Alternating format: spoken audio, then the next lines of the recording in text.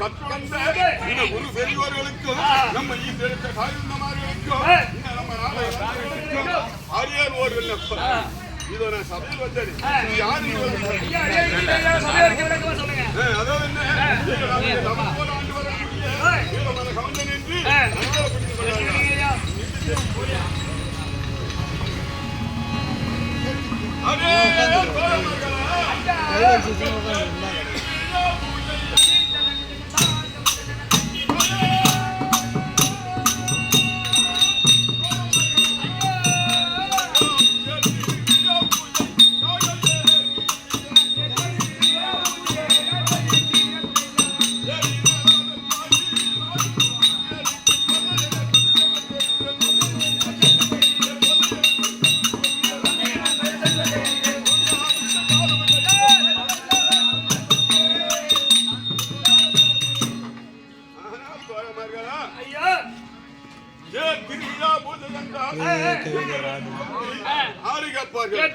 இதோ கூலி ஒட்ட வேண்டும், நல்ல சாமி போட வேண்டும், அப்படி என்று ஆடுவது கேட்பார்கள். நாங்கள் என்ன ஆடு கொடுக்கக்கூடிய வழக்கம் தோழமார்கள். காசு வாங்காமல் அவர்களுக்கு ஆடு கொடுத்து உதவுவது வழக்கம். இதோ மீண்டும் தெரிவிக்கிறேன். காசு வாங்காம ஆடு ஊத்தாங்க. கவுண்ட் இப்படிதான் தியாயமே தான் கிடப்பான்.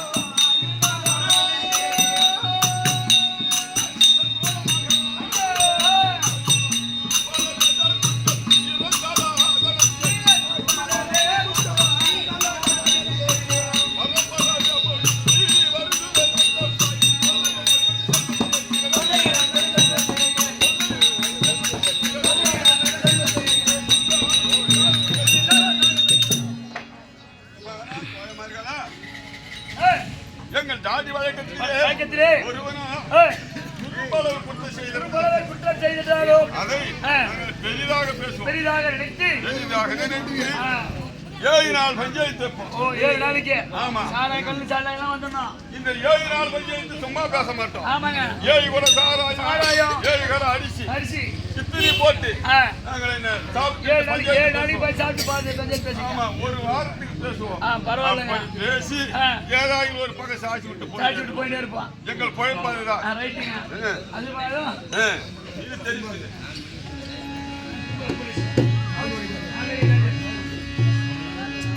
நாலு பஞ்சாயத்து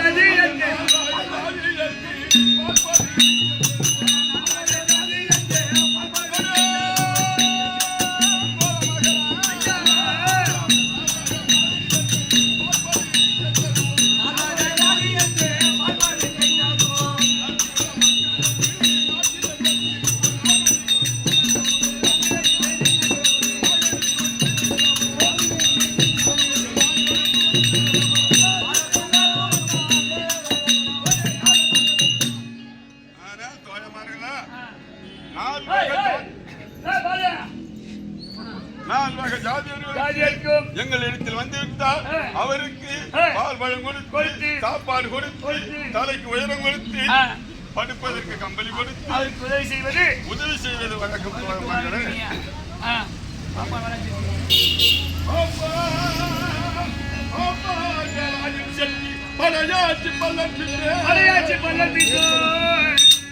அங்கே ஏற்பவர்க்கு வம்பத்தொம்பது சரி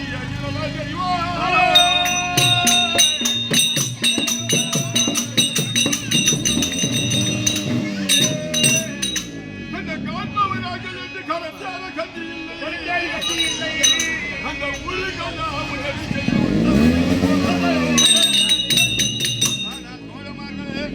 பாப்பா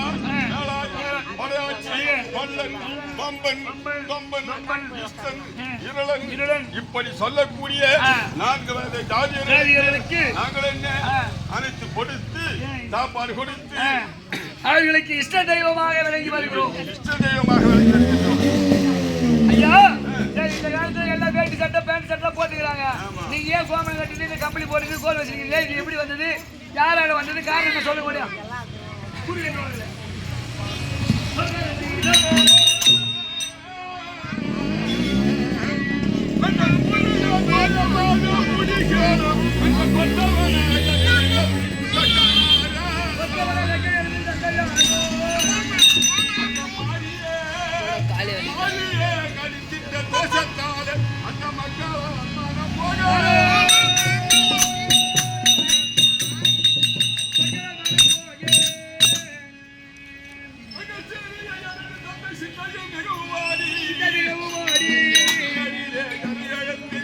பரிகாசம் செய்ததினால் எதே கொடுமைக்கு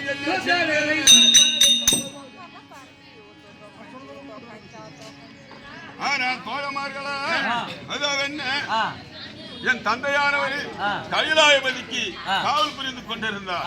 அப்பொழுது காவல் புரிந்து கொண்டிருக்கும் பொழுது தட்சகனானவர் கைலாயபதிக்கு பொன் கொடுத்திருந்தார். பெண்ணை கொடுத்து இதோடு 3 நாள் ஆகிவிட்டது. 3 நாள் 3 மாதமாக ஆகிவிட்டது. தட்சகனானவர் தன் மகளை பார்ப்பதற்காக கைலாயம் வந்தார்.